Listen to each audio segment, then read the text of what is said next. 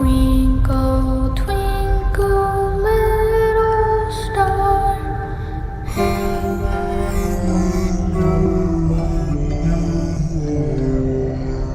He's alive!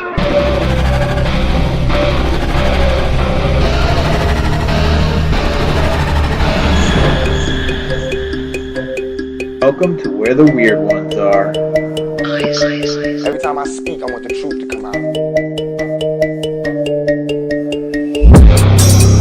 Powerful figures in Hollywood as well as powerful politicians who are in fact not human. They're reptiles or they're lizards or perhaps extraterrestrials.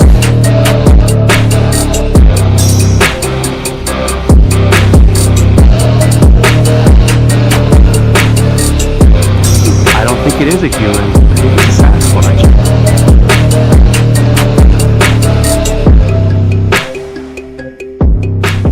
Go ahead and run. Run home and cry to mama.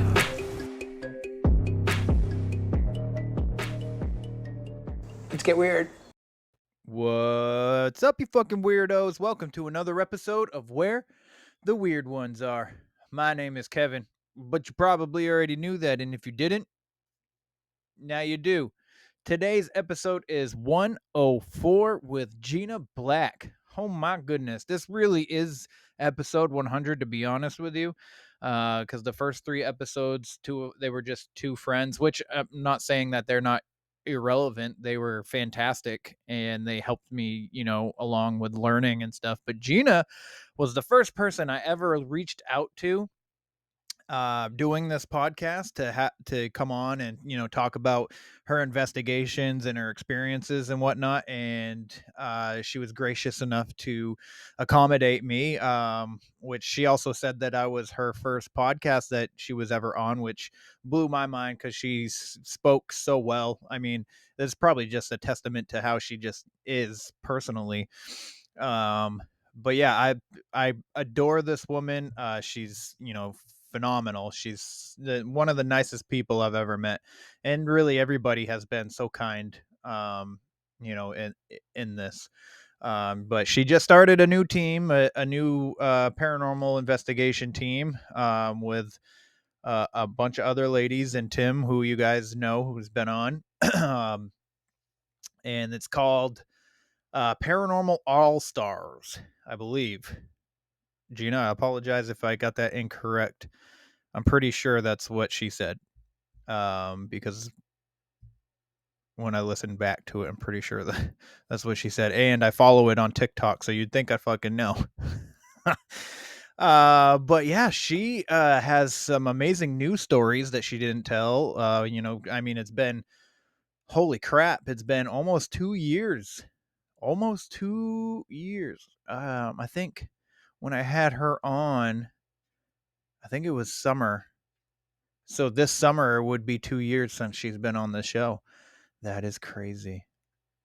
And now I'm doing 2 episodes a week. Yeah. It first started just when I had an extra episode, I would just, throw it up so people weren't waiting, and now people are kind of waiting. I don't really want to do more than 2 episodes a week. But yeah, everybody, it's like Gina's, she's such a bright light, and she brings some stories. Pretty sure she had an attachment, brought home an attachment, brought home a ghost of some kind. She details the story. So I hope you enjoy all the things that she has to say and her stories and all that. So without further ado, we'll if you like today's episode, please like, follow, share, and motherfucking subscribe, because I'd appreciate it. It'd help the show out quite a bit, I promise. Leave a rating and review. 5 stars is preferred, but not expected. Give whatever you think the show deserves. I would really like reviews. The more that I know, to help, everybody that's listening to, like, if you don't like, I don't know, just to make the show better for you guys, I mean, I do this for fun. So technically I don't really care what you think about the show. If you want to listen, then you're going to listen regardless. But But I do care about you, I promise. I'm just kidding. I do care. I do care, and I want to accommodate as much as possible. But I will say that I also don't care. Because regardless of how many people listen, I'm still going to do this show. But anyways, but seriously, leave a review. Tell me what you think. It would help me out a lot with bringing the show forward and whatnot. And yeah, I'd really enjoy more interaction with the listeners. But I will bring up a review right now. I should have had it up already because I knew I was going to do this. But this comes from Wine Time. It says Weirdo Here. That's the title of it. And it's a 5-star review. It says, gotta give this podcast a listen. Enjoy listening to the interviews and all the stories told. I'm pretty sure I know who Wine Time is. Actually, you want to know what? Yeah, I'm pretty sure I know who Wine Time is. Wine Time is. I can't remember. I feel like I freaking may have read that review on here already. But if I didn't, then dope. It's a new review. Yeah, getting a lot of interaction on the YouTube stuff, so that's cool. Shout out Jesse. I agree with everything that you said in that one video, if you know what I'm talking about. And what else do I gotta say? The Patreon's up. There's Conspiracy Tuesday number 9, episode 102 is on there currently. With Heidi Love from Unfiltered Podcast. Go check her podcast out if you haven't already. Early on Wednesday, Lavender. Go check out that podcast. Her podcast is fantastic as well. And David, Down the Rabbit Hole. He's co-host over at One Nothing. So go check out that podcast. And if you feel a little bit thrifty, head on over to www.deeperdown.store. There you will find some sick ass threads, dude. AI inspired art on t-shirts, long sleeves, hoodies, fucking flip-flops, tote bags. Man, go check that shit out. Help David out. He's a fantastic dude. Happy to be able to call him a friend. So happy to be able to call Lavender and Heidi friends as well. Adore them both. So go check that episode out. Other than that, April 13th is coming up real motherfucking quick. So if you are in the Hamlet, North Carolina area, please come on down to Encounter Quest and check it out. It's the vendor floor is free. If you want to listen to the speakers, you got to pay a fee. All right. They have a lot of fantastic speakers, so head on over to encounterquest.com and pick yourself up a ticket. Other than that, April 13th, doors open at 9 a.m. I will be vending some, so come by some hot sauce, and some motherfucking t-shirts. And I might even have coffee cups. I haven't decided if I'm gonna get some to bring. But but yeah, if you're in the Hamlet, North Carolina, come on down. Would love to talk to you. Love to see you. Even if you don't buy anything, there's other vendors out there that are going to be there that have amazing shit as well. And then June 8th, right here in Sanford, Maine, at the Memorial Gym, is 40 Fest. So you got to go to Facebook and look up 40 Fest, and you'll get the link for the tickets there. And that's hosted by Paranormal 5, Missy and Richie. Lovely people. Love them as so much. I'm so grateful for them. But I will also be vending there. So if you're in the Sanford, Maine area, come on down. There's going to be vendors, speakers, and my buddy Phil's going to be speaking. So that's amazing. That's amazing to me. And there's gonna be food trucks. If I didn't say that already, I kind of think I did. And so many fantastic main vendors. So yeah, so come check us out. Other than that, I really hope you enjoy the things that Gina has to say. She is a phenomenal person, and yeah, she's one of the sweetest. So I hope you show her some love as well. If you're into the social media shit, and if you're not, that's cool too. Just leave a like right here on whatever platform you're listening to, or on YouTube. You know, just say, "Hey, Gina, you're amazing." That's it, because she is. All right, guys. Thanks for listening to me ramble for 10 minutes, but why don't we get into the interview with Gina Black? They're coming to get you, Barbara.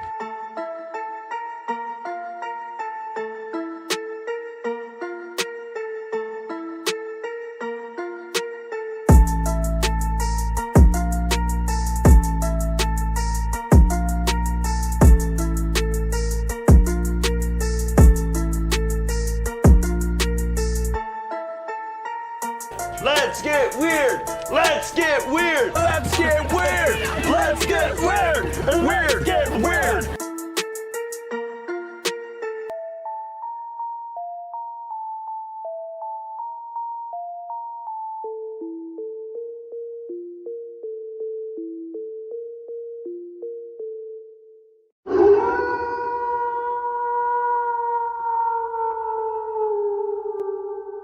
What's up, party people? Welcome to another episode. I'm so happy to have you here and listening to the show. I have my first actual interviewee here with us today, and her name is Gina Black. Gina, say hi. Hi, everybody. For those of you who haven't been following the podcast since the beginning, Gina was my first real interview because the two people that were before her were just friends and we were basically just shooting the shit. So I had reached out to Gina. She was the first person I ever reached out to be on the show. To be on the show. She was my first ever real person, so like the nerves were all there. I was a little nervous. And funny story, the first time we recorded, I didn't have any audio, and we had to re-record again. And I felt so bad and so awkward to ask her to return, but she so graciously did, and I'm so happy that she did. And I watch her content on Instagram a lot. I believe you're on YouTube too, correct? Just sort of putting some things on there at this point slowly. But yeah, a Yeah, couple YouTube videos. yeah, and TikTok. I watch on TikTok. But yeah, she's a paranormal investigator, and we're gonna talk about some paranormal investigating stuff. But Gina, before we really get started, if you don't mind letting everybody know who's not unfamiliar with you, who you are, what you do, and where they can find you. So I am a paranormal investigator. I'm also a paranormal blogger and writer and photographer. And I live in South Florida. I recently co-founded a paranormal team called Afterlife All Stars. And my focus with investigating is basically I'm looking to find as many answers to paranormal activity as I can. And I love to use ghost hunting equipment to further validate the experiences that I have and show proof of the experiences that I have on my investigations. And I do work with independently, and I also work with my team on various investigations across South Florida and the United States. And the United States. Yep. That's cool. uh, I know that where were you just recently? Maybe I'm thinking of an older video. I feel like you were in Texas, and that might have been a little while ago. Or maybe I'm thinking of somebody else. Maybe somebody else. I haven't been to Texas, although I do have some friends out there. I have, over the summer, I was back in Japan. Now that the country is kind of open for tourism again, I've been Uh-huh. going for years, and I was back there. I did a little investigating in Japan, and I frequently kind of drive up and down the East Coast, and I go to all up and down Florida. I also go to Georgia and the Carolinas, and depending on where else we scoot around to, I'm always doing some sort of investigation. And you've been to Maine too. You Yeah. investigated a lighthouse or something years ago up here, right? Yes, yes. I actually stayed in I guess it was Pemaquid, Pemaquid Island. It's right by Bristol, Yep. and the whole point of that trip in that particular area was I was going to visit the botanical gardens up there because they have those really big troll sculptures. Hmm. And while we were looking for places to stay in the area, we found this beautiful island, and there was a very old resort called the Pemaquid Inn. And just, I want to say, half a block from our hotel was the Pemaquid Lighthouse. And it just was your, beautiful, what you envision of a Maine lighthouse to be, right on the side of a cliff with rocks, and, the ocean kind of sprays up at you. And you just have a beautiful view, and it was just a really lovely experience. I would definitely go back. I really enjoyed Maine. And then we also stayed in Kennebunkport, and but Yeah. mostly just did some eating around Kennebunkport. That's So what that's the area that I'm in. Well, I'm in Sanford, but it's literally it takes me 20 minutes to get to the port from my house. Um, but I'm yeah, so where do you jealous. remember? Yeah, do you recall where you ate in the port? Oh, would have to look through my Insta. I know that we did some extensive research because we were eating our way through lobster rolls and oysters. Yeah. And I know we had this plate, and I could describe the restaurant. It was on a pier, and they brought out this plate of oysters that looked like a work of art. It was just, I mean, one of the most beautiful plates of oysters I've ever seen in my life. And of course, we get the lobster rolls. And everywhere you go, they're always a little bit different. So even though Uh-huh. you're trying the same kind of thing, it tastes different everywhere you go. So it's like having a new experience. And some of the best seafood I've ever had in my life was in Maine. And I want to go back because after I left, I found out there's an island out by you that does, like, you could take a private charter to this island, and they do like a whole lobster crab, like a boil kind of thing, but it's a private event. And I saw it on YouTube, and now I have to go back. Yeah, I think I know. The name is escaping me at the moment, but I think I know what you're talking about. And how I want the whole time, the minute you started talking about it, I was like, I know where this is, and I can't think of the name. And it's not even that expensive. I mean, it's not super cheap, but it's Yeah, doable for the average person. yeah. Well, if you ever do come back up here, I would love to like do an investigation or or even just get together with you and your husband and have dinner or something like that, something simple like that. Because I will tell you, I have done two paranormal investigations now since we spoke, Mhm. and I kind of want to do it a little bit more. I love that. Yeah, once you go on a good investigation and you get that adrenaline, Yeah. it's just something you just want to keep doing. It's kind of like my drug. Yeah, yeah. No, it was just for real. And they were like kind of like back to back. No, they were literally back to back. It was a Friday and then the following Friday I did two investigations. So my kids and I went down to Florida, Hmm. and I was trying to see Christina, but she was either working or just not in the area or something like that. And then I was gonna go see her at the dispensary, and I just never was able to. But I was able to go out with 305 Paranormal, Jen and Mondo, and they're part of War Party, and then Black Smoke Paranormal and Joe Hunts Ghosts and stuff. And I did a Estes too, which was pretty cool. I don't know if I don't think I shared the video on the Instagram, but it was funny too because watching the video back, Mondo was like, "Hey, this is our friend Kevin. It's his first time. Can you just give him, a tap on the shoulder?" And then, and obviously, I can't hear him or Hmm. see any hand gestures or anything. And all of a sudden, I feel It feels like somebody's squeezing my shoulder, Oh, and wow. I'm just like, "Oh, somebody's." I was like, "It feels like somebody's touching me on my shoulder, like I'm being squeezed." And then for the rest of the time, for like the 10 more minutes, I think it was, because it was like I think it was around like 5 to 6 minutes ish of the video was when I started being like, and then after that, I was just like, I got to do this more and stuff like this.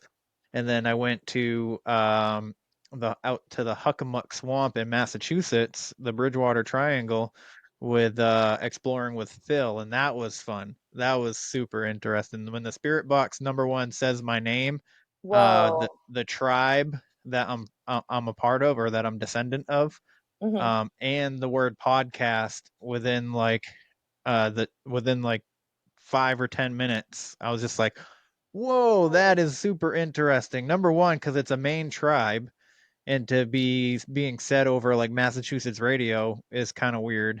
Hmm. So I found that pretty interesting, and ever since then, Hey, what's up, everybody? I'm Zook. Hey, guys, I'm Drewski. Hey, don't touch that. Don't touch that! Welcome to Cryptid Warfare!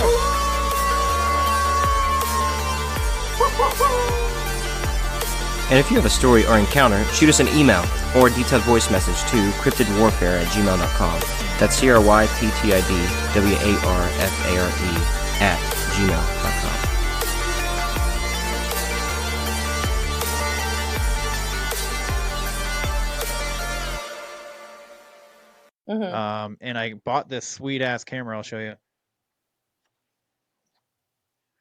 So I bought this camera to go out with. So it has a light on it. It's also night vision, and it has a microphone.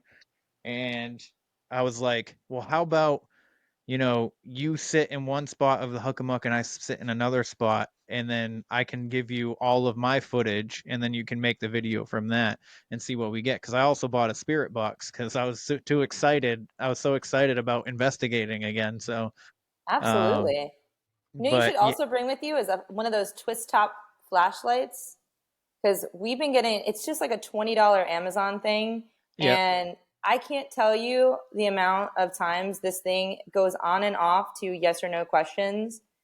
And I even had at one investigation, and you know me, I have lots and lots of ghost hunting equipment, but yeah, the little tiny mag light, it's just a little twist top flashlight, and you just leave it out, and you just leave it so it's just twisted just enough so that if you barely twist it, it can turn on, and you uh huh, leave it somewhere stationary, and it goes off very intelligently in a lot of locations. So if you have one, or if you can get one, that might be cool, especially if it's going to be dark out.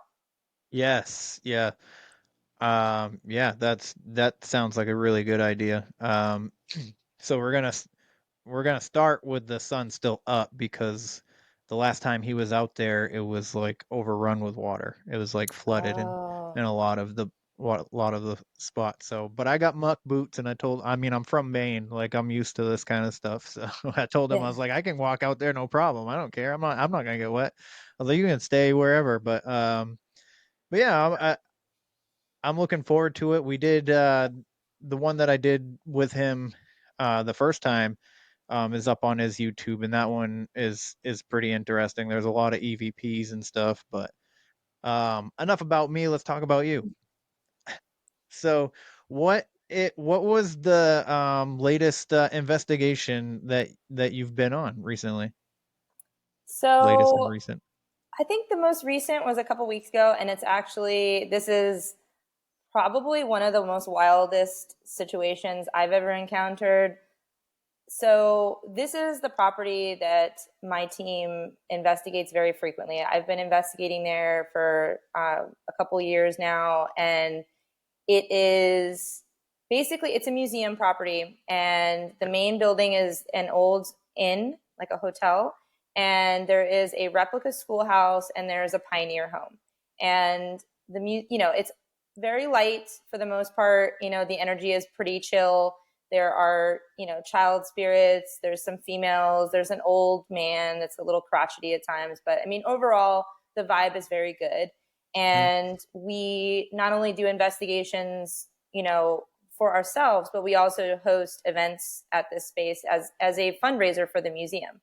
We don't take any money from that. We host like a boot camp event, and then we have an investigation that follows. So we kind of teach people how to use the equipment, and then they can join us. So on a night where it was just the team, we were investigating, and inside the New River Inn, which is the original hotel, they have this new program in the museum where they're rotating exhibits. So we were getting, some really cool activity around. There was a haunted doll exhibit. There's all kinds of, they bring in all different types of antique objects. And on this particular night, this was about going on maybe 2 weeks ago at this point, they had items that were on display from the construction of the railroad, because the museum kind of sits right up against the railroad. That was sort of like what brought all of the life into our area, was this railroad that kind of connected Central Florida all the way down to the Keys. And the inn was built right next to that to accommodate all the travelers. So this exhibit had all kinds of artifacts from the original construction of the railroad. There was a wheelbarrow, there was a bucket, and there was an old hoe and some other small handheld tools. And so, we go up into the room and we decided to start investigating just to see if there was any new activity, because I'm sure, as you know, when it comes to any sort of old objects, you might get some interesting activity. So upon entering the room, I felt immediately, the only way I could describe it is a vibration in my stomach. Like I felt like I had a phone kind of tucked into my pants and it was vibrating. And it was odd. And I mentioned it to the girls I was with, and I said, oh yeah, this is a little strange. But then it kind of went away. It mellowed out, and we continued investigating. While we were investigating, it was probably about maybe half an hour, we were getting some activity. We were getting hits on the REM pod, which is a device that goes off if EMF or temperature change is triggered. We were getting some responses on our flashlight. We were getting some responses with our recorders. There was some, interactions happening. And one of the investigators decided she was going to do an Estes method, like what you were just talking about. So she was blindfolded. She had the headphones on, and, we were conducting the session with the spirit box. When she was done, she had said that she felt her arm was vibrating, which was odd. And this is someone who's very skeptical of the whole process, and she hardly ever does these types of experiments. So she said that her arm was vibrating and she felt odd. So we go through the rest of the night, we're investigating as normal. Everything else is fine. Now, my husband, who happened to be in the area, decided, nice guy, he brought the whole team pizza. We all had pizza together, and then we left and we went home. And, it's kind of late at this point. So, probably, 12:30, 1 o'clock. And we just came home, showered, got into bed. Now, I went to sleep almost immediately because I was exhausted. And I was dreaming. I woke up in my dream. So I kind of sat up in my dream, and I was in my bed, and everything was very clear, very, very vivid. And I'm looking around my room, and I have this just intense fear that there's someone in the room. So in my dream, I look over, my husband's still sleeping. I don't want to wake him up. So I kind of gently get out of the covers and I step onto the carpet. I mean, it was so clear. I'm walking around, I'm looking around the bedroom, and I see crouched on the floor next to where my husband is sleeping, a man. And he's kind of like crouched, like he's trying to hide on the side of the bed. And I'm looking over at him, and I can see him so clearly. He's in his mid-40s, bald. He's got, really wide eyes. He looks kind of sweaty. He's wearing all brown. I mean, I could tell you this guy was crystal clear. And I, like in many dreams, if you want to punch somebody or you want to run away or you want to scream, you just can't do it. So I was trying to get the words out.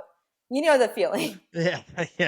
I'm trying to get these words out. I'm going, get out. I want to say it so bad, but I can't get the words out. So I wake up in real life in the same position on the bed, same kind of situation. I'm looking around, and my heart is racing because that was an intense dream. And I look over, and I know this sounds crazy, but I smell an instant kind of quick sniff of body odor. And I'm going, that's really weird, because my husband and I just showered a couple hours ago. And I gave my pits a sniff. It's not me. I sniff over at him, and it's not him. We don't keep dirty laundry in the room. And it was odd. And almost immediately, as soon as I smelled it, it was gone. So now I'm up and I can't go back to sleep because I'm freaking out. I just had this intense dream. I smell body odor, which is odd. And so I get out of bed and I'm walking around my house just sniffing around to see if I smell anything, and I don't. And it was just very odd, and I felt very uneasy about it. So of course the next day I decided to, open my windows and my doors and sage my house, and I haven't had anything happen since then, but I'm not sure if something followed me. I mean, it definitely seemed really intense and out of the ordinary. I don't normally have dreams like that. And I don't know. I may or may not have been followed home by a spirit. That's So, super interesting. Phantom smells are the weirdest, like the weirdest thing to experience. Um, I will say real quick though, like I was making so I just started a pot of coffee just this past Saturday, and I walked into my bedroom and I could smell like it smelled kind of like cigarettes, kind of sort of. You know what I mean? And I'm mhm, standing there and I'm just like, I don't smoke cigarettes. Never have. Nobody in the house has. I mean, it's only me and my kids that live here. Like, I barely ever have anybody come over. mhm, So I'm just kind of like standing there and I'm just like, could it be the coffee? Like the steam from the coffee? And I walk, like, as soon as I walk through the doorway from my room to the kitchen, like I can smell the coffee steaming. And then mhm, like I go back through the walkway, the doorway, and I smell cigarettes. And I was like back and forth, like I could smell coffee and then cigarettes. And I'm just like, I can't smell the coffee from my bedroom. And I was like, this is weird. And I'm not sure if it was actually cigarettes, but it kind of like had that like weird musky, like mhm. like smoke smell. But yeah, Well, that's it's always good to debunk when you can like that, and which is what I tried to do as well, I because bet. there's usually a logical explanation for everything, Hmm. but it's when you can't find that explanation that it falls under, is it paranormal? It's not Yeah. normal. So No, no, no, it's not normal. Do you think like you investigating and because since I've talked to you the first time, I've spoke to, you know, a lot of people at this point about paranormal experiences, and like ever since I've really started this podcast, like because I mean I wasn't living here for very long, but I've started getting more experiences for myself here in this house ever since I started, talking to people about this stuff. Do you think like investigating and talking about it kind of like gives it energy and may cause you to like have these experiences? I do. And my take on that is when you decide to open your eyes and really look at things from a multifaceted viewpoint of there's not just black and white, there are Hmm. different shades in there. And when you're able to look past that wall of ghosts aren't real, this isn't true, you're wrong, you're crazy, and you start to really analyze things, I think there's just so much more around us that we begin to notice because, think about it. The place where you live right now, it was probably other people have probably lived there, or if they haven't lived there, it might have been part of a farm or something else before you even arrived there maybe 100 years ago. There are people that have existed in the spaces that we exist in, and we might be just picking up echoes of them, but it's only Hmm. when you really stop and open yourself up to it that I think you're really able to receive those messages. So I think that's completely normal, and I think that everybody has the capability of seeing and hearing more, just like psychics do. It's just we haven't really been able to tap into our brains and use the potential of our brain capacity, like a psychic can. I think everybody's capable of that. It's just, Yeah. we're only using a small percentage of our brains. And you hear of these people that have like a traumatic brain injury, and then all of a sudden they can play classical piano and they've never played a piano in their life before then, or they Hmm. can do complex math equations. I mean, we're able to, our brains are so powerful that once we start to give them, open them up, then we can receive more. Right. I mean that makes sense. And to get like a little conspiratorial, Mm-hmm. do you think like that there's been like this big push to like kind of like I guess make people who have these experiences feel crazy. That way the majority of people don't really believe and open themselves up to it. Therefore, we can't figure out if we are special enough to have, quote unquote, like mediumship abilities. Well, I think mostly it's a societal shift because as someone who I like to write and I like to research, and I would say in the past year, I've done a lot of deep diving into the Victorian culture. Mm. And our country back in the mid to late 1800s was a completely different mindset. We were open to spirit communication. The average person, it was not weird to have a seance for your deceased loved ones. People were dying left and right, young and old. It was just death was a constant visitor at everyone's house. And everyone looked at death differently. And it's only become a recent societal shift in the last 100 or so years to get away from that. And I don't know if it's necessarily an intentional, slight to people that are sensitive. I think it might just be more of a pop culture thing. And now since we've had so much technological advances in our society since the Victorian era, people want to have more hard proof evidence, and which is where I think the paranormal field is having a resurgence with that, because there are more and more people that are capturing evidence now. With the fact that everybody has one of these in their pockets, we're catching videos left and right. One of my favorite shows out there is that Paranormal Caught on Camera, which I love that show. And Yeah. it's just the average person, whether it's a doorbell cam, a camera phone, it could be a dash cam. People are capturing evidence all over the world. And I think eventually the shift is going to start changing to, okay, this is really happening, but how can we prove it? How can we, find answers? And that's where scientists are starting to look more and more into this. It's becoming less and less taboo. And I think that we're going to see in our lifetime a bigger move forward in the field. At least that's my opinion. That would be nice. I feel, especially since I've really started the podcast, I've noticed a lot more, and I don't know if it's just because like I'm into this now that I'm Mm-hmm. noticing it more, but there it seems to be like it kind of, like you said, a resurgence of people investigating. It's like it's almost like every other week I feel like there's a new group or a group that I'm just finding out about that does investigations in different areas. And yeah, it's first of all, it's fun. Mm-hmm. I enjoy finding these groups. I enjoy their videos, and I enjoy like Paranormal Caught on Camera. I love that too. And I was just literally watching a video of a police body cam to, kind of like go on that, because this woman was like, I came home, my door was open, my husband and my kids are out of town. I'm not going in there. Like, Mm-hmm. I don't know if somebody's in there. So the cops are literally like going room to room searching the house. Dude goes upstairs, and as he's walking up the stairs, the bedroom door starts opening. Oh. And then he goes in, like they both have their guns drawn and everything, and he's like in the room. He's like, "Hello?"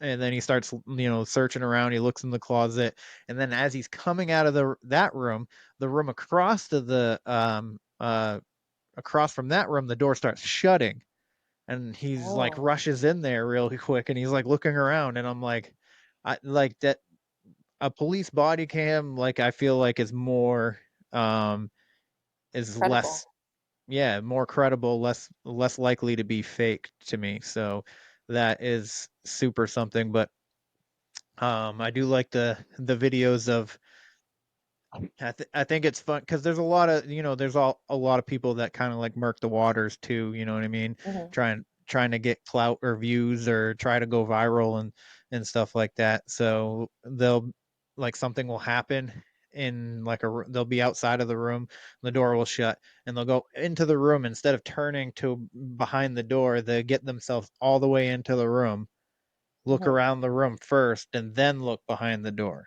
with the camera. And I feel like that's like opportunity for somebody behind the door. But that's just me being like nitpicky, I guess. Well, it's good Uh, to analyze that stuff, and I think that's great, and I think everybody should be doing that. And actually, it's funny you brought that up because, that's sort of like what I did living in, I'm in South Florida. I'm close to Miami with that whole Miami alien situation. Yeah. I mean, I couldn't believe what I was seeing when I saw those viral videos. So then I started to do research and I started to look up the news videos and I started to look at the cell videos and I'm looking at, the chopper videos. I'm looking at every video I can. And it's only that one video from one person of these beings and no one else, hundreds of people, officers with their body cams, dash cams, security footage, everyone else that has a cell phone. Nobody else could get any more videos. And it's just one of those things where in that kind of situation, you want to know how come this person is the one capturing this. If they're walking into the room, why didn't they do a 360 look around the room before they, like you said? And I think that's good to ask questions because I think when you just jump to the conclusion that the person on the other end of the camera is telling you the truth is when we start to see issues because that person might just want to go viral or they might just want to get views. So it's good to have healthy skepticism, I think. I agree. I 100% agree. Have you seen, like, because I've talked about the Miami Mall a couple times now with a couple different people. Have you seen CCTV, like security cameras inside the mall at all? That Like, I have you have seen? not seen, but No? I saw when this was all going down, I was Uh-huh. watching the news footage, the local news, and you can see similar angles from the TikTok video. You can see everybody's, they're interviewing and basically what they were saying was my whole thing when I was watching this was why are there so many police officers out for a group of teenagers setting off fireworks or whatever they were, dumbing it down to. And Yeah. then when you really start to look at it, when they start interviewing all the people and all the witnesses, and they were saying basically they weren't sure if it was gunfire. They just heard these loud popping sounds. And in today's day and age, when you hear something like that, especially on a holiday, it was New Year's Day, everybody's out with their families, you're going to go into lockdown mode. And I'm proud of my city for coming out in droves where they might have thought it could have been a shooting because families, children, everybody was out that day. And I think that it's a great show of force to go out there and protect the people if that was happening. But, yes, looking at the situation once they found out all the details that it was a group of teenagers, but the group of teenagers, there's also some videos of them they don't really look like little teenagers. They look like huge guys beating the crap out of adults just for fun. They were just picking people out of the crowd and beating the crap out of them. There was some guy that had 15 kids hitting him with baseball bats and pipes. So That's ridiculous. I don't know if I would really say the response was overkill. I think that it's better to overreact in those situations rather than send two cops and it actually is a shooter or it is a threat. So there was that. And then when I saw some video footage where they showed that the viral video showing the swirling beings was really just, it was people walking in reverse. So they were slowing it down and it was 3 different cops in a row. And I could see that looking at it in that lens of debunking those swirling things as actually people walking forward and someone just reversed it and they stretched it. So it looked like one tall person. But at the end of the day, Kevin, everybody has a phone in their pocket. Everyone has a phone, even those cops. And I guarantee you, if there was really an alien there, we would have more footage of it. It would not be shut down. And I heard some rumors, they were saying, oh, the Miami airport was shut down. That wasn't true. And also the fact that they scrambled the cell phone towers. Your camera phone is still going to work even if the cell phone tower, if you don't have cell service, that does not have any effect on your camera. It is a native app in your phone. It's not going to work whether you have internet or not. If you got your cell service shut off, you can still turn on your phone and take a picture. So all of that doesn't really add up to why there would be aliens to me. I just feel like there would be a shred of evidence other than the TikTok video. And there really isn't. Yeah. I got So when that came out and that was all happening, I was immediately skeptical of the alien story. And like I've kind of like gone back and forth with it too, but like I'm pretty set on that it wasn't at this point. I don't think that there's a lot of weird occurrences yeah. that kind of like played into it, Hmm. and I think people got carried away with it. But yeah, I because there was a former police officer that was like, even for a shooting, that wouldn't have been, that many cops all at once. But I was like, well, what if they, like, if it was fireworks? Because sometimes they sound like bombs. You know what I mean? Hmm. Like, what if they thought it was a terrorist attack? I feel like that would have been a showing for a terrorist attack, to try and, like, corral the people that set these bombs off or Hmm. whatever. Like, the Boston Marathon. Like, if they could Hmm. have corralled them into a certain area and then been able to like pick them out or something like that. You know what I mean? Like, I don't know. And That's Miami also, there's just a lot of crime in Miami right now. And as someone, I've lived in South Florida since 1996, uh, and South Beach used to be a really nice place to visit, and it is not any longer. And it has been overrun with crime. You are more likely to get shot or it's caught in the middle of some sort of brawl in that area more than any other area in our state right now. It is just out of control with the violence.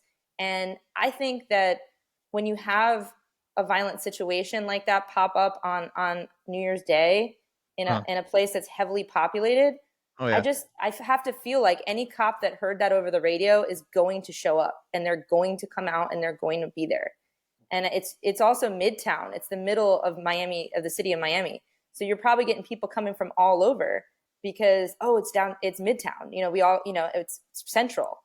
uh, So I think it was a perfect storm, and I just think that, if, in this day and age, if you think that there is a emergency, it's better to have an overreaction than an underreaction.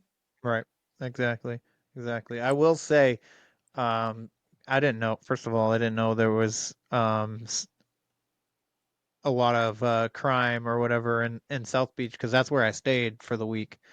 But I was lucky enough to not have experienced that. But I bring my gun everywhere. Not that Hmm. that would have, because it could have been a random thing and stuff like that, which random shit happens all the time. But I literally walked around South Beach with my gun on my hip the entire time, especially just because it was just me and my kids. I'd rather have it than not have it. And I will say the weirdest thing that we saw while we were in Miami was this guy on a bicycle. I'm pretty sure he was drunk. And it was like the day that we arrived. I was at a red light and waiting to go, and this car was coming through, and he turns in, and the guy on the bike was going at the same time in the other opposite lane, and he stops because he sees this car, and then he just sits there, and he's like right next to me, and I'm looking at him, and then I'm looking at the guys in the car, and they're like, move, like, get out of the way. And he's just like sitting there, like, and he's not even looking at them, he's just looking straight. And I was just like, what is happening? And then they backed up for him to go, and they're like, you can go now, you have room. And they're like, it was so, and then the light turns green for us to go, so the bicycle goes. And then that guy pulls up to me, he goes, what was his problem? I was like, I don't know, I think he's drunk. and then and then later that night, the kids and we walked, I think we went to Walmart and to just get like a couple snacks and stuff. And first of all, Walmart in Miami is crazy. I don't ever want to experience that again. Walmart up here is like way less dramatic. Like, there was nothing on the shelves, and people everywhere. I could barely like breathe because there were so many people inside this Walmart. But like, we were walking back from the car, and he was in the middle of this intersection just doing circles, and he almost got hit like 3 times. And I'm like, this guy's gonna die if he, like, when somebody needs to come and get him and like get him sober or something. But that was the weirdest thing that we saw. Oh, and we went to Key West. This is my kid's favorite story. I needed to have my son come on and tell that story. But we saw I went to the public bathroom because we were doing a dolphin watch. and this old guy came in and decided to use the urinal as for the number 2 instead, and the door is wide open, and there's like a bunch of people, including my kids, standing there, and my son's like, he looked right at me as he was doing it, and I was like, oh my god, that is crazy. I Oh was like, my well, I mean, it's God. honestly it's the best if you really have to go. That's the best option rather than going in your pants. You know what I mean? But Yeah. it made for a hilarious story. Oh my God. Yeah, the Keys are wilding though. Like everybody in the Keys is just like on a different level, and I'm sure you saw that. Everybody's just operating on a different vibration in the Keys. Like They seem everybody's so like mellow. They don't give a fuck about anything at Yeah, all. It was awesome. It was pretty. It was honestly, it was kind of awesome. The environment down there was pretty awesome, and we got key lime pie. The most authentic key lime pie you can get is in the Keys. I feel like so. absolutely. Yeah, that trip was a lot of fun. I want to do it again. What's up, guys? I am Oscar with Induced Fear, a paranormal podcast where we talk about all things paranormal, from cases involving demonic possession, alien abduction, and even cryptids. Or you can hear people come on the show and share their own personal experiences with this paranormal world, such as somebody dealing with a red-eyed entity in their family home growing up, or somebody being cursed with crazy nightmares all throughout their life, or even a man who once saw what appeared to be a giant wolf walking across the street, only for it to stand up on 2 legs and continue to walk away. We would love to have you all join us as we dive into this crazy unknown world, asking questions and facing our fears. You can follow us on Instagram at Induced Fear Podcast or on any of the other socials just by searching Induced Fear. You can also email us at inducedfearpod@gmail.com if you want to come on the show and share your own personal experiences. We love having anybody on. Don't forget to share us with everyone you know. Peace. But I think we're doing New York this year, so Nice. my son's like, "Can we do something that where we're not in the car for a day and a half?" And I'm like, "Sure," because our first trip was out to Arizona, and we drove. So, and Mhm. I drove straight through. We didn't stop at hotels on the way down there or anything. But on the way back, I was like, you know what? We're gonna stop at hotels on the way home. But I think I stopped at a rest stop and slept for 4 hours on the way to Arizona. But the kids were like, I don't ever want to do that again. I was like, that's totally fine. I was like, we can fly, and my son's like, we're not flying. I was like, well then, if we're gonna do this traveling thing, you got to get okay with sitting in the car. Like, I'm sorry. Yeah. Like, if you want to experience stuff, but um, anyways, what I so we were talking about the mall aliens, and well, they're not aliens, they were just people being ridiculous, but Miami skepticism. aliens. Yeah. Yeah. Skepticism is, I believe, is 100% healthy to have.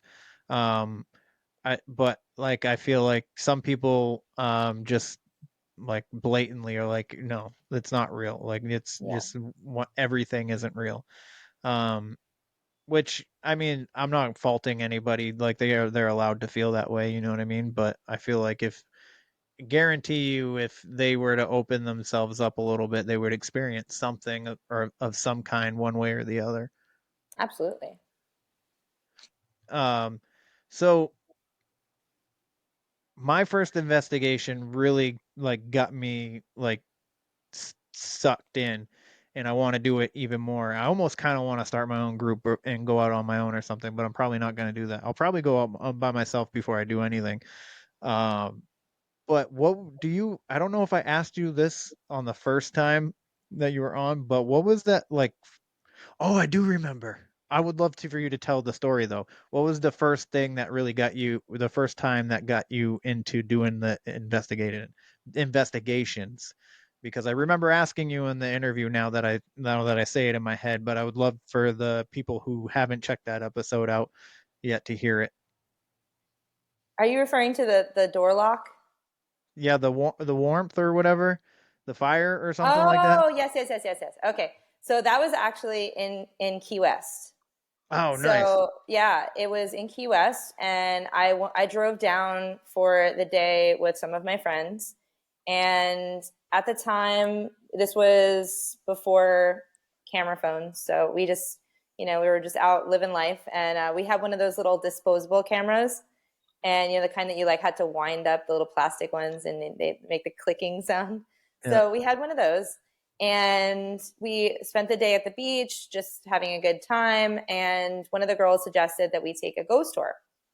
So we took one of the walking ghost tours, and as we're walking around downtown Key West, they take you to various houses that were converted into businesses that have paranormal activity. I think the one that stands out in my mind was there is the Hard Rock, which was an older house where someone died in that house, and Sloppy Joe's is another one. And then they take you walking through the back streets, and they show you, some homes that it may have been occupied by famous celebrities that had ghost stories. And they brought us to this seemingly dead street, and there was an old boarded up nightclub. It was Club Chameleon. And there was only a few of us. It was me, maybe a couple of my friends. There might have been 2 or 3 other people. And the guide said, okay, I'm going to stand you guys next to this building, and I'm not going to say anything. I don't want you to say anything. You're just going to stand here for a minute, just listen, see if you see anything, and I'm going to stand across the street. So we all listened to what he said, and we were standing next to this boarded up building. It had kind of like plywood boarded up around the windows and the doors, very dilapidated looking. And as I'm standing next to this building, I feel an intense dry heat. And I'm looking around, I'm looking up, I'm looking to the sides to see if there's any sort of vent or anything like that, because it's not just like a little bit of heat. It's like a wave of hot air. And it just was weird. So I didn't say anything, until he came back over. And then I said to my friends, hey, did you guys feel anything? And one of the girls also expressed that she felt the heat too, but he told us not to talk. So we were just waiting till, he said, okay, you guys can share. And that is at that point that he mentioned that building had been several different businesses, and each time it had burned down.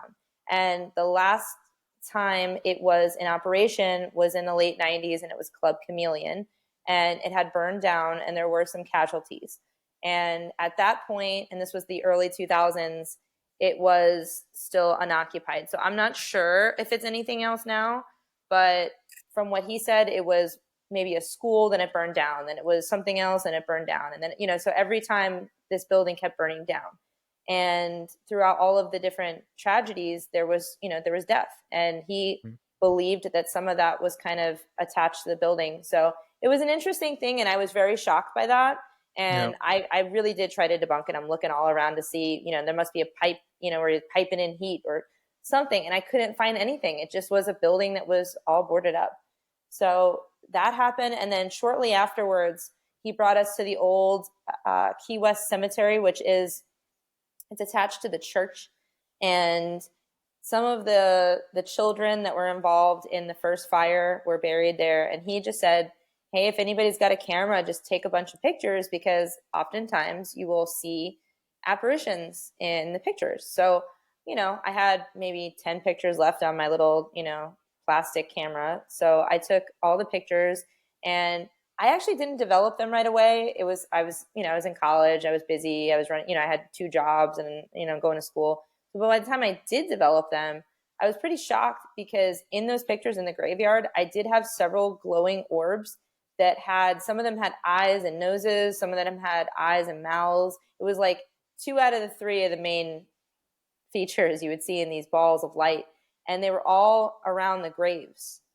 And it was just a wild situation. And I really, at that point, was very interested, and I just didn't really know how to get started. But eventually, when I met my husband and he got me some paranormal gear, I was able to start kind of doing more investigating. And, I got more and more involved in that. But it was a really cool experience. And I just think that, even if you take a ghost tour, you can still have a paranormal experience. So if you're not ready to kind of dive in and go investigate inside a location, you just want to walk around the outside, you can still pick things up. and taking pictures, and you might just catch something in a window, or it's just a fun thing to do, and it's almost like an Easter egg hunt. You can kind of look through your pictures and see if you find anything. Yeah. Yeah, that's a wild story. The heat part Yeah. especially. Um, do you know if that building is on like any kind of like native like land of some sort, like something sacred to the natives in the area, or That I don't know, but really most of Florida was native land, right? and unfortunately, it wasn't really treated very well when things were colonized. And unfortunately, I just hear more and more of that, where things were disturbed and things.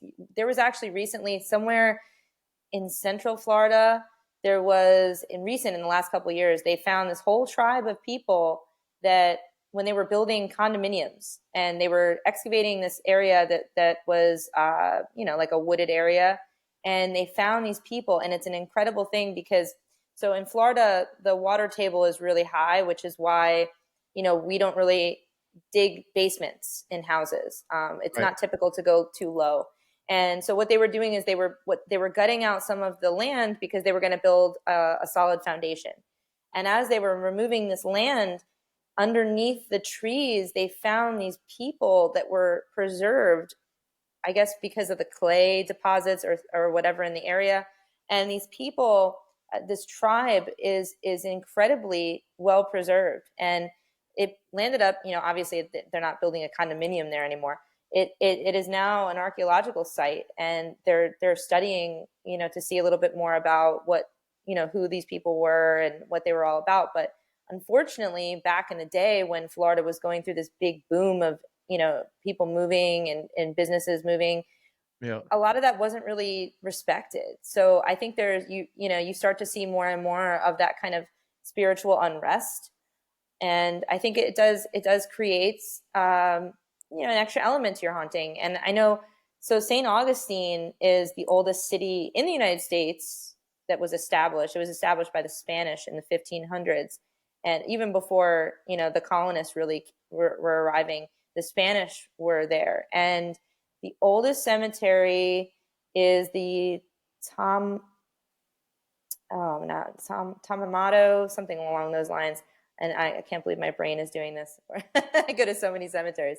Tolomato Cemetery, and it was actually before they started burying the Spanish soldiers there. It was a Native American burial ground, and they just said, "Oh, well, that's where they bury their people, so we're just going to start burying ours there too." And they kind of took over that sacred space. And some people think that might be why the activity is so strong in that area. So I think that there is a correlation. And Florida, I mean, there's many tribes that lived in Florida and still do. Right. That's interesting. Yeah. The my first investigation when I was down there was at the Davie School. Mm-hmm. That's where we went, and they did like this whole history on the school and the two houses that they have on the property. I guess the two houses weren't originally there; they were moved to there, but the house they had something. They were owned by the people who had something to do with the school and stuff. But they got into the natives and that were in the area and stuff like that, which I found really interesting. And that they basically like drove the tribes into like the Everglades or something like Mm. that. Or there was like some kind of like not a maybe it's a war or something like that. I don't know. There was They a lot of yeah. wars with during the time where the area was populated. Yeah, there was a lot of fighting. Yeah, that's I found it really interesting and cool. I Mm. like I feel like if I'm gonna do like a ghost tour or something, I would love to get the history of the area as well. I think that's a cool element. I love history. History was like my best subject in school, so um it's something that I really enjoy learning about. I mean, I know like history is written by the people that win, but you Mm-hmm. can always find some remnants of the other side too, which is really fun to find. um But I did want to ask you, what what's your favorite paranormal device to use currently? That's a hard one. I think right now I really love. I have a. It is a spirit portal box, and I got it from the ghost hunting store in St. Augustine. And basically, what this device does is it kind of has guitar pedals hooked up inside. So it's got a reverb pedal, which reverb kind of stretches things out a little bit. And then it has what's called a noise gate pedal, which the noise gate pedal kills all the hissing. So if you hear a spirit box, traditionally it's like as the stations are sweeping through, at a rapid pace. But what this box does is it quiets down the noise and it stretches your responses. So if you hear a word and normally it would sound like Kevin, it's going to go Kevin. It'll be a little bit longer. So you might have a better chance of hearing it and understanding what you're hearing. And so this box, it's hooked up to a spirit box. So you hook up the portal to a spirit box. And I've just gotten some incredible responses, and I think it's a little easier to hear the spirit box. And it's just, sometimes the results are absolutely incredible. And using a spirit box, you've used one before, you can get some great results with that. And this just kind of brings it to, I think, just a little bit of an elevated level, just because you have that extra, you can play with all the different knobs, and you can adjust your noise gate, and you can adjust your reverb, and you can make it so you can kind of find your sweet spot of what works in that particular location. Because maybe in one location you might want to dial it a little differently than another, and I think just gives you more control. And I love it so much. I recommend it. And at the time when I was buying one of these portals, I was looking at that you can buy one for $2,000. You can buy one, you can make one at home from stuff you buy on Amazon for $100. And of course I wanted to do my research and find out what's the best for me. And I was actually lucky enough to try this in St. Augustine. I did an investigation with the Paraforce team. They have several houses that they own, and they rent out for paranormal investigations. So I got a chance to get into one of these investigations, and I got to try one, and it was just incredible. And I made sure I looked at it, and I got to tinker around with it, and then it made my purchase a lot easier. But I was looking at, because you see, one of my favorite shows is Portals to Hell with Jack Osborne and Katrina Weidman, and they use a portal device, and there's just so many out there that you can choose from, but they can get just so expensive. So I think that I kind of got the middle of the road one. I think it's a really great tool, and I highly recommend it. But it's one of those things, you can make a good one by yourself. You don't have to buy the one that the celebrity ghost hunters use necessarily, unless you want to. Right. Everybody's Right. different. I actually messaged Jack Osborne to come on the show, but he either isn't going to see it or isn't going to be interested, and that's totally fine.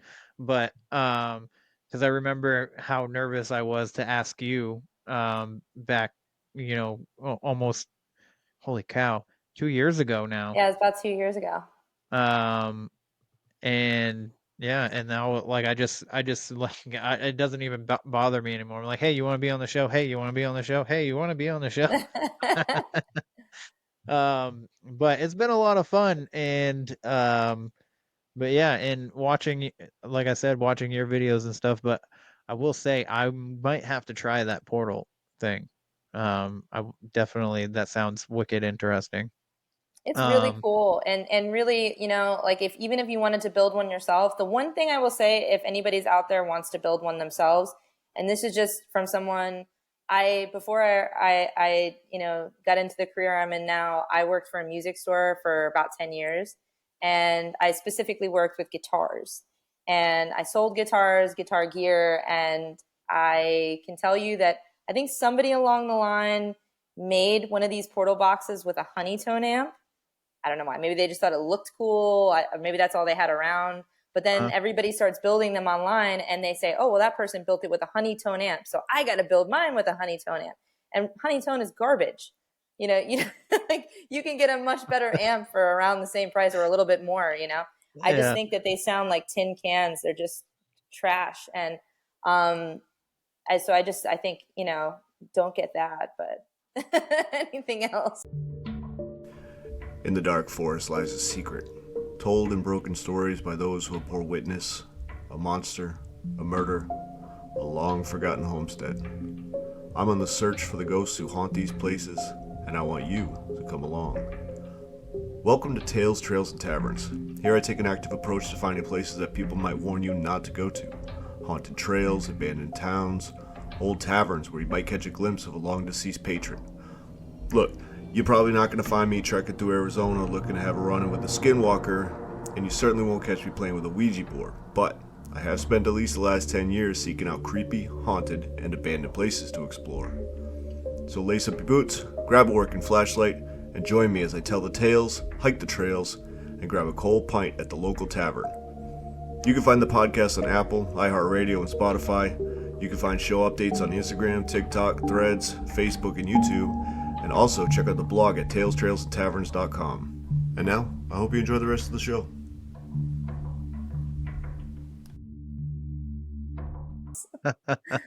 That's funny.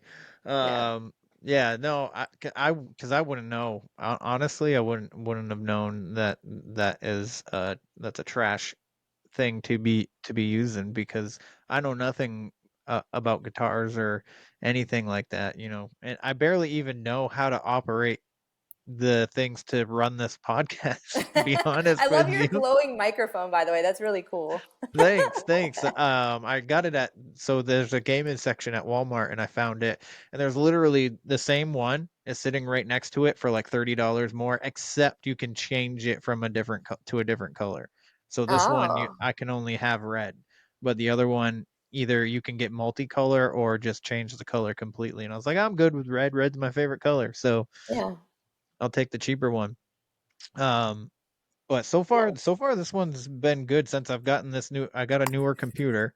So the one I started out with, the memory wasn't great for the show. I was having a hard time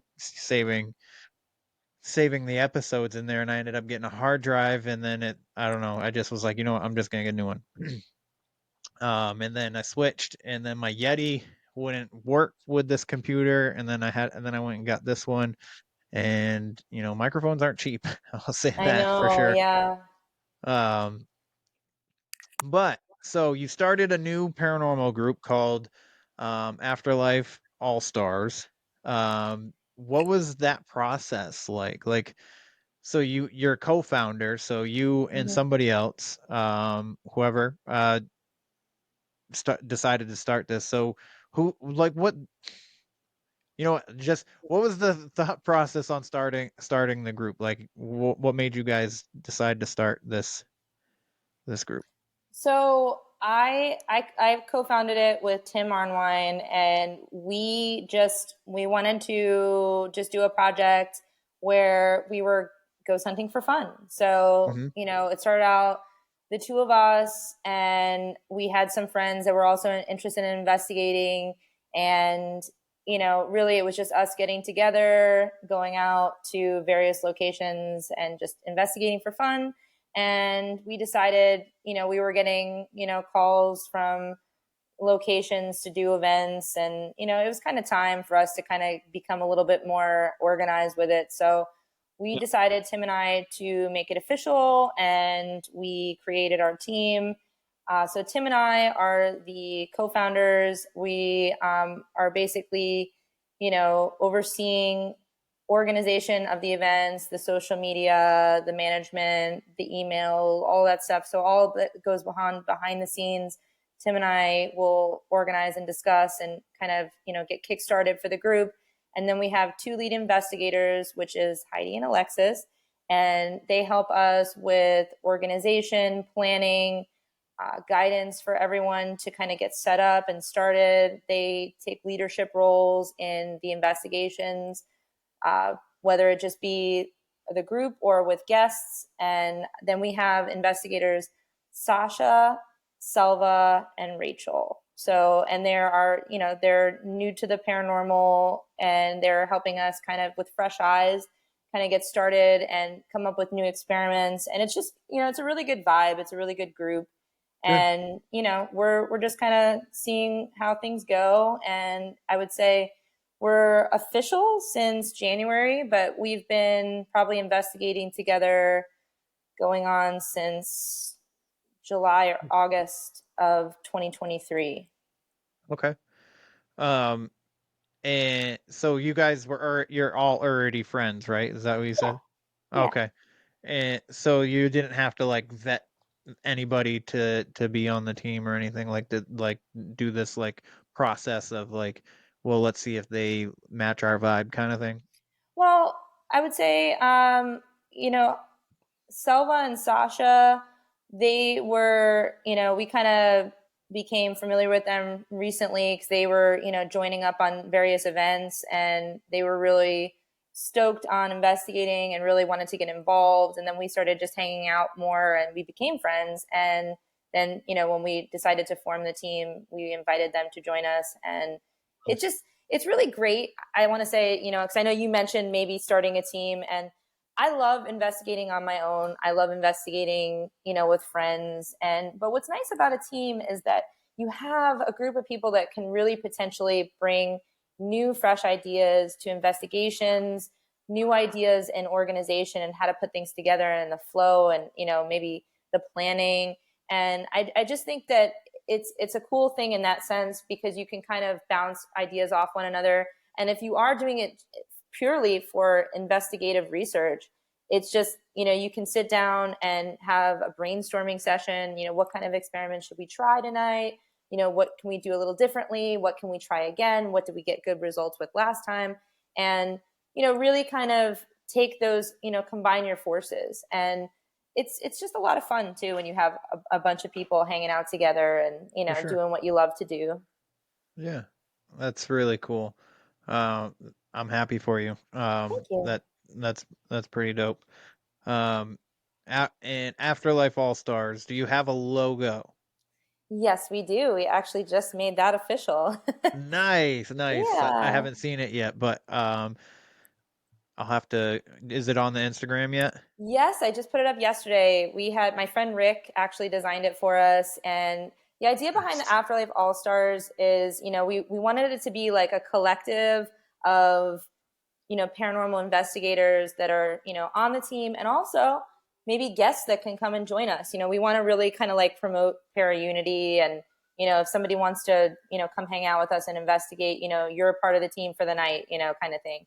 And so that's the All Stars element of, picking the all-star players. And also, Tim was actually a minor league baseball player for a long time. So when we were thinking about names and that came up, I thought that was really fun because a lot of his life, he spent playing baseball. And so when we designed the logo, we worked with a designer to kind of come up with something that looked almost like, a sports team kind of vibe. So I think he did a really nice job of capturing that. Yeah, yeah. So I was gonna ask you, but I'll just have your whole team on at another time. That way I can ask him personally if he's working on another book or not. But so I had another question, but I forgot what it was, and I swear to God this happens to me almost every time, and I feel so dumb sometimes. Um, Oh yeah, I remember now. Which actually sometimes doesn't even happen. I don't even remember sometimes. But what's the next event for you guys? So we have, we always try to have some, upcoming event at our home base property, which is the History of Fort Lauderdale, which is the one where I mentioned somebody kind of followed me home from. Yeah. So we're going to be doing that. That's our next public event, and it's going to be on March 23rd. And we'll have tickets available on our page for that soon. But the next event for the team that's kind of exciting is our team is going to be doing an overnight at the Seminole Inn, which is in Indiantown, which is a couple hours north of where we live. And it's a very under-investigated location. we found it. There was a team that did a YouTube video on it in 2014, and they investigated the hotel. And I was just looking for fresh places to check out. And we have team members that kind of, some of our team members live far away, so I was trying to find something kind of in between. And I found this location. And when I called and I spoke with one of the managers there, he was super excited to have the prospect of have a paranormal team come and investigate. We told him, hey, we're just going to get a couple rooms and see what we see. And he shared a lot of paranormal information about the hotel, and it was telling us his personal experiences. So I think it's going to be a really fun night. That's coming up at the end of March for us, and it's going to be an overnight with 4 members of the team. Nice. I can't wait to see what you guys get out of that. That'll be super interesting. Yeah. And that's actually, I know you mentioned earlier about the Native American, are there any Native American things happening? That area, there was a large battle there, and it's called the Seminole Inn because there was a lot of Seminole in that area.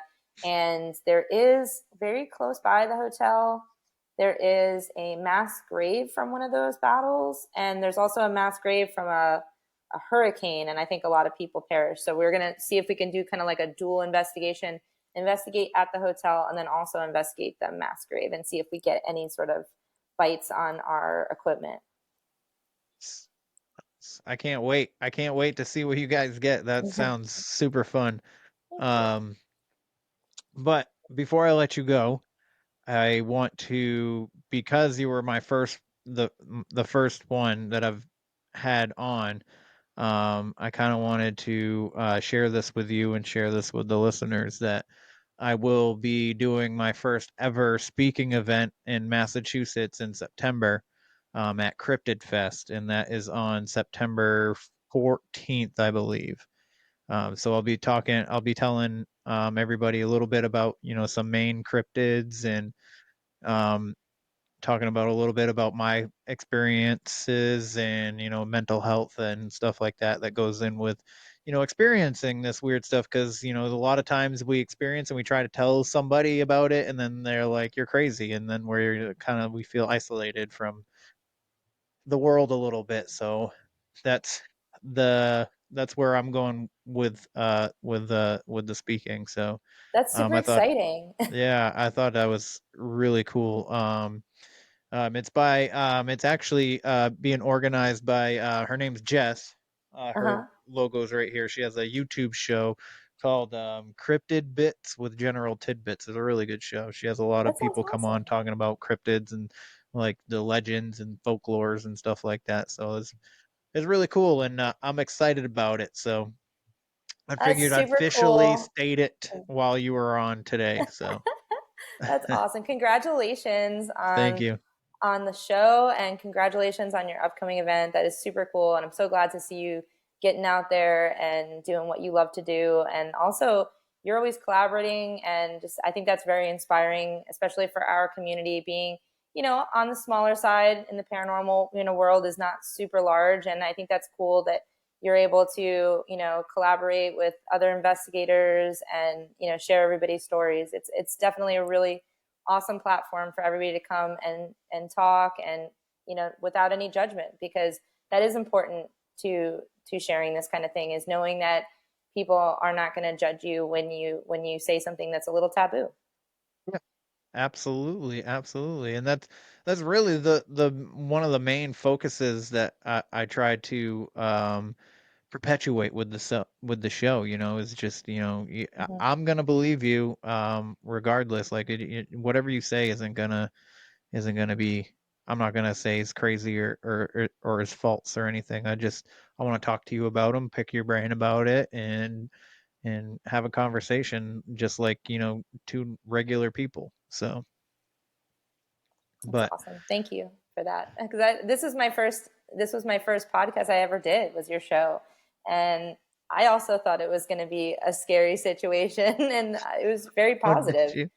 Yeah. Nice. Oh, that makes me feel good. I like what you, because I don't think you had said that I was your first in that moment in time, but and then you were on somebody else's show, and I think I said something to you, or I shared that you were on somebody else's, and then you said thank you, and then you were like, I said I really enjoyed listening to it, and I can't even remember what show it was now, but and then you were like, thanks, and you were the first podcast. I was like, what, really? Because it didn't seem like it, because you just like spoke so fluently and stuff like that. Because a lot of people, when they first come on, like, I have to kind of like,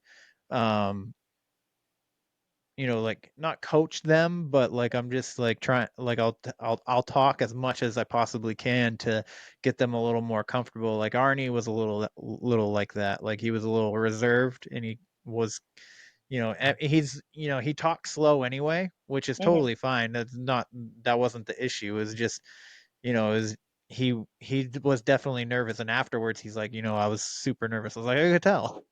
he's like, thanks for, like, kind of like bringing it out of me and stuff like that. But yeah, no, it's I never thought that, like, I would be where I'm at today with this, and I mean, you really helped me kick it off. So I wanted to have you on again, and thank you for being on for a second time. So Thank you. And thank you so much for inviting me and just giving me the opportunity, because I truly, truly appreciate it. yeah, absolutely.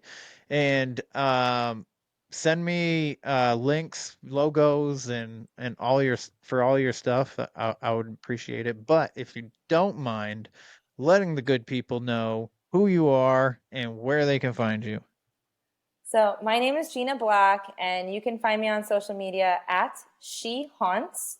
I'm on Instagram, TikTok, Threads, and you can also send me a message at my email, which is shehauntsofficial@gmail.com.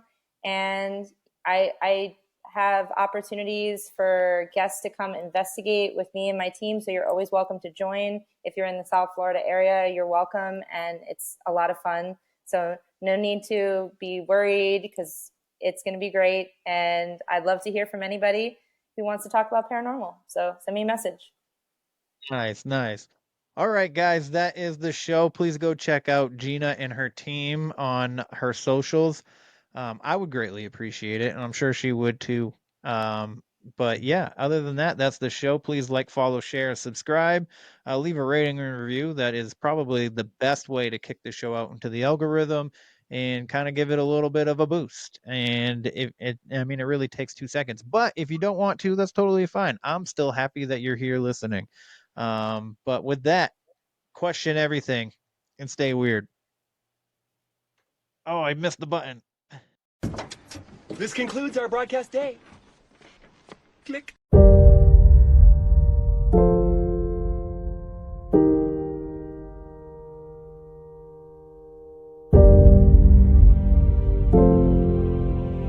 Because in the end, none of us have very long on this earth. Life is fleeting. And if you're ever distressed, cast your eyes to the summer sky, when the stars are strung across the velvety night, and when a shooting star streaks through the blackness, turning night into day. Make a wish.